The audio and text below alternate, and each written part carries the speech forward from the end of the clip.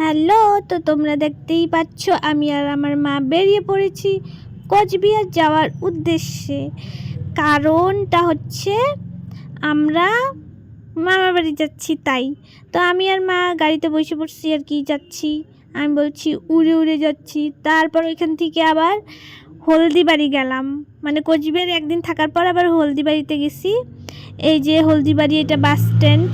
যা সুন্দর ছিল, যা বড় ছিল, কিচ্ছু বলার নাই। তাই আমি একটু আর কি ক্লিপ নিচ্ছিলাম। তারপরে ওইখানে আমার বোন আর আমি মিলে ভিডিও বানাচ্ছিলাম। বেশ ফাঁকা ফুঁকা ছিল আর কি, দুপুর দুপুর টাইম না, তখন একটু কী যেন ছিল সেদিনের জন্য বাস স্ট্যান্ডটা পুরো ফাঁকা। তো তোমরা দেখতেই পাচ্ছ একটাও তেমন লোকজন নাই, মানে ওইখানকার স্টাফেরা হবে হয়তো বা। তো ওইখানে আমি মানে বাস এখনও ছাড়ে নাই, তাই বাসের জন্য ওয়েট করতেছিলাম। তারপর ওইখান থেকে আবার কোচবিহারে আসলাম।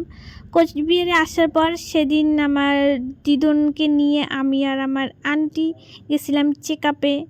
দিদনের চেক আপ ছিল, তাই টোটোতে করে যাচ্ছিলাম। আর যা রোদ ছিল কি বলবো, ফাটাচিরা রোদ যাকে বলে। তারপরে আমাদের ডেস্টিনেশনে চলে গেলাম। ওইখানে দিদন আর কি বসেছিল, দিদনের আর কি খালি পেটে যেতে হতো, তাই এখানে শুধু জল খাবে এরকম সিস্টেম ছিল আর কি, রিপোর্ট করানোর জন্য। তারপরে ওইখান থেকে আসার পর গেলাম একটা বার্থডে বাড়িতে। তো এখানে আমরা গান শুনে শুনে পুরা নাচছিলাম, মানে কি বলবো, মানুষের বাড়িতে গিয়েও আমরা এগুলো করি আর কি।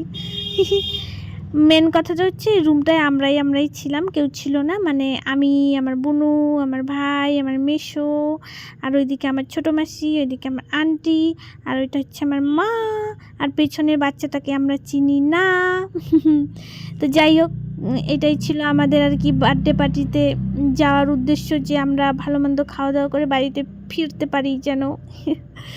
যাই হোক, এটা হচ্ছে টোটালি মিথ্যা কথা, মানে সব ডাহা মিথ্যা কথা।